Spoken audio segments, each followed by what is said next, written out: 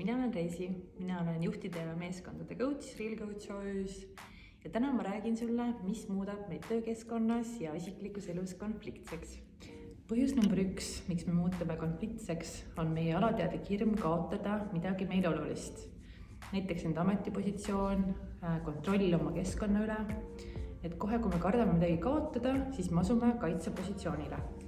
Teine oluline põhjus, mis muudab meid konfliktseks töökeskkonnas ja isiklikus elus, on erinevad väärtused, erinevad käitumisharjumused ja tihti läbi enda kogemuse, enda väärtuste ja elutõdede me annamegi hinnangu teise käitumisele ja see muudab meid konfliktseks, ning tekitab arusaamatusi. Tihti tunneme, et konflikt on üdini halb, aga tegelikult võib konflikt olla eriti meeskonnas võimalus kasvada ja areneda, kui sellega õigesti toimetada. Paljud konfliktid tulenevad siiski süsteemsetest probleemidest, mitte isiklikest vastuoludest.